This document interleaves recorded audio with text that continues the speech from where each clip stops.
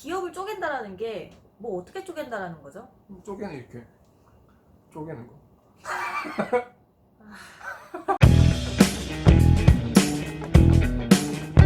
안녕하세요. 노동법의 정서 임놈. 고놈입니다. 네, 오늘의 영상은 주 52시간제를 대비를 해서 기업들이 어떤 식으로 움직이고 있나 그 대응 사례들을 한번 간략하게 소개를 해볼까 합니다. 네.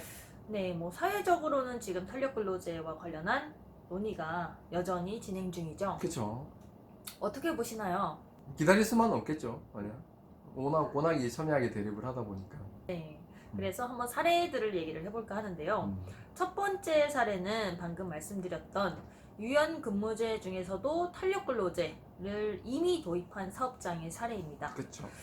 저희가 예전에 한번 얘기를 했었나요? 이 했죠. 탄력근로제 같은 경우에는 사업주를 위한 제도다. 사실상 그렇게 볼 수밖에 없는데 지금 탄력근로제를 도입한 사업장의 경우에는 대체로 노사 간 합의에 의해서 도입을 한 경우가 굉장히 많아요. 그쵸.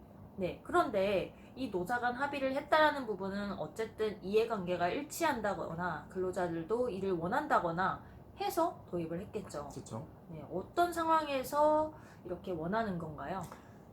뭐 한 가지만 말씀을 드리면 네, 이런 사업장은 대체적으로 그 근로자분들이 일을 한 만큼 네, 임금을 챙겨가다 보니까 만약에 탄력근로제를 도입을 해서라도 이거를 해결하지 않으면 일을 할 수 있는 자체가 줄어들어서 임금이 자동적으로 감소가 되는 네. 그런 일이 생기다 보니까 탄력근로제 합의를 해서라도 우리가 임금은 보전을 받아야 되겠다. 뭐 이런 사업장이라고 볼 수 있겠습니다. 그러니까 주 52시간제에 따라서 음. 근로시간이 단축이 되게 되면 그에 따라서 초과 근무의 영향을 많이 받게 되잖아요. 그렇죠. 근데 이 초과 근무를 했을 때 임금의 수준이 맞춰지는 기존에는 네, 그런 사업장을 말씀을 하시는 거죠. 그렇죠, 맞습니다. 근데 예시를 들면 어떤 것들이 있을까요? 우선은 그 노선버스 승무 기사분들, 네네. 그분들은 승무 횟수에 따라서 임금 차이가 너무 많이 나다 보니까 네네. 적어도 기존에 하던 승무 횟수는 보장을 받아야 되는데 탄력근로제 도입을 안 하고서는 그게 보장을 받을 수 없는 네. 그런 상황이 생겨서 도입을 하는 경우도 있고, 네. 아니면 제조업 같은 경우, 이 제조업 같은 경우는 이제 시급제 분들이다 보니까 일을 한 만큼 초과 근로 수당이 많이 발생을 하고 그 초과 근로가 많아야지만 임금 수준이 맞춰지는데 네. 그걸 초과 근로를 못 하게 되면 임금이 다운이 돼서 생활 수준이 떨어지는 그런 상황이 생겨서 이거를 동의를 해서 도입을 하는 이런 경우가 있습니다.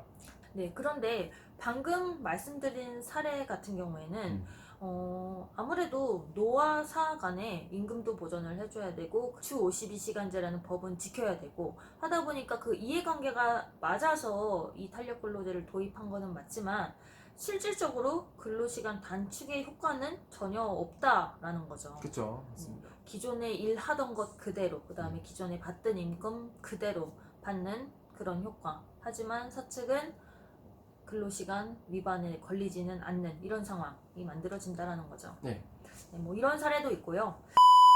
두 번째로는 시차 출퇴근 제도라는 거를 도입을 한 사업장인데요. 네. 이 시차 출퇴근 제도라는 거는 법에 있는 제도는 아니에요.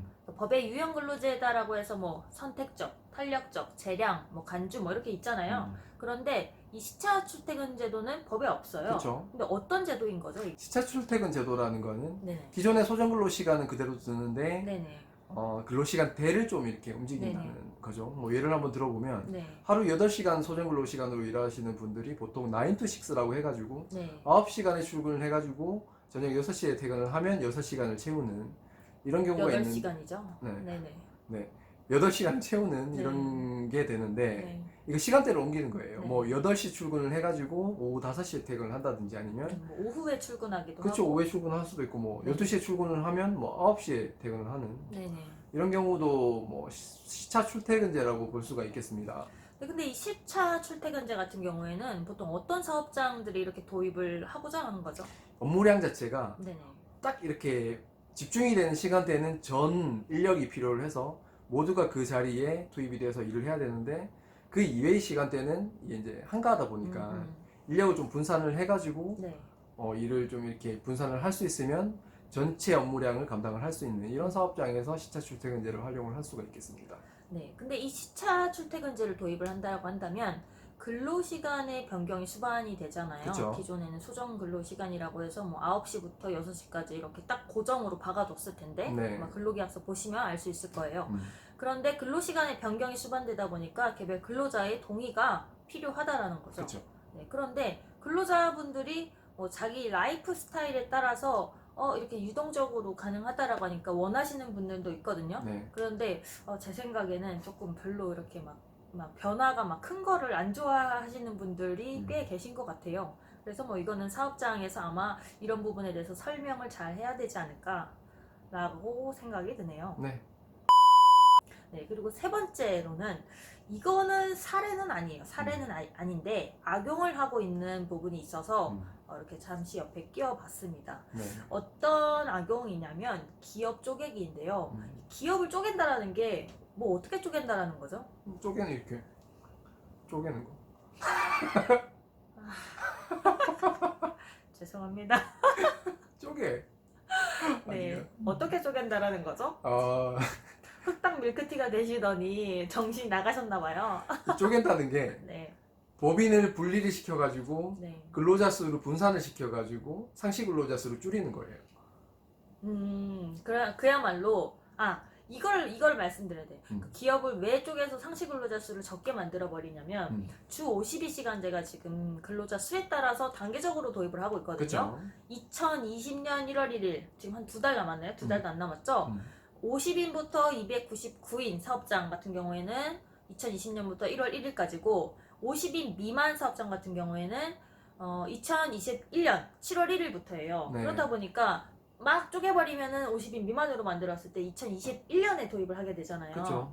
그렇다 보니까 지금 상황에서 어떻게 해야 될지 모르겠다. 뭐 노답이다. 정부가 입법안을 모르겠다. 다 모르겠다. 이러면은 네, 이런 상황이라고 한다면 일단은 밀어보자. 일단은 밀어보자. 이게 방안이다. 그쵸. 이렇게 할 수가 있는데 저희가 이거를 왜 사례가 아닌 악용이라고 말씀을 드리냐 하면요. 아무리 형식적으로 이 기업을 막 쪼개가지고 상시 근로자 수를 분산시켜서 다운시킨다 해도 이 쪼갠 기업들이 전체적으로 딱 봐서 기업 경영상의 일차성이 인정이 된다. 이렇게 돼버리면 그냥 하나의 기업으로 보게 됩니다.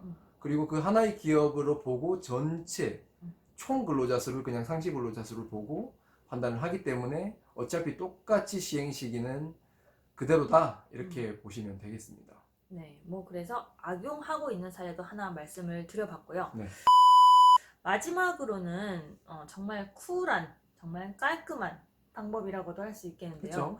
네, 신규 채용을 하는 방법입니다. 사실 주 52시간제를 도입을 해서 얻고자 했던 효과가 이게 아닌가라는 생각이 들기도 그쵸. 하는데요. 네. 이 주 52시간제 도입으로 인해서 신규 채용을 할 수 있는 사업장이 사실 많지는 않아요. 그렇게 이 인건비 부담이 크다 보니까. 그렇죠. 그럼에도 불구하고 신규 채용을 결단을 내릴 수 있는 이런 사업장은 어떤 사업장이죠? 우선 포괄임금제가 아니다 보니까 네. 초과 근로를 하는 만큼 그 초과 근무 수당 네네. 이게 뭐 따로 지급이 되는 이런 사업장에서는 네네. 그 초과 근무 수당으로 오히려 이제 그 재정으로 신규 채용으로 이제 돌리는 이런 경우가 있겠습니다. 그런데 이 초과 근무를 안 시키면은 안 되는 기업이 안 돌아가다 보니까 네. 뭐 신규 채용이라도 꼭 해야 되는 이런 사업장이 되겠죠. 네, 결국 뭐 연장 근로도 많은데 기존의 포괄임금제로 짜여지지 않은 사업장이라는 거네요. 그렇죠, 맞습니다. 근데 여기는 맹점이 하나가 있습니다.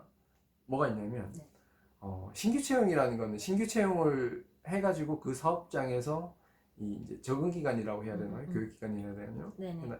이 숙련도가 굉장히 중요한 사업장에서는 이 신규 채용을 해결하기 사실상 어려워요.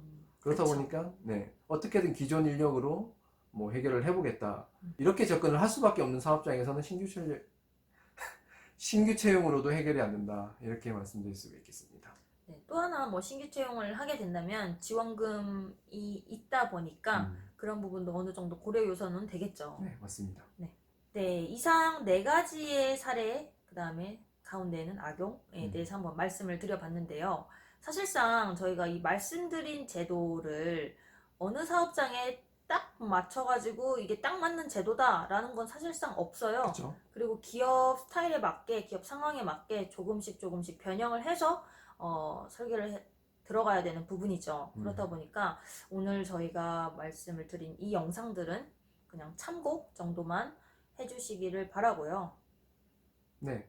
주 52시간제 시행, 취지와 다르게 흘러가는 경향이 있긴 한데, 좋은 방향으로 흘러갔으면 하는 바람입니다. 네. 그럼 다음 영상에서 뵙겠습니다. 감사합니다. 감사합니다.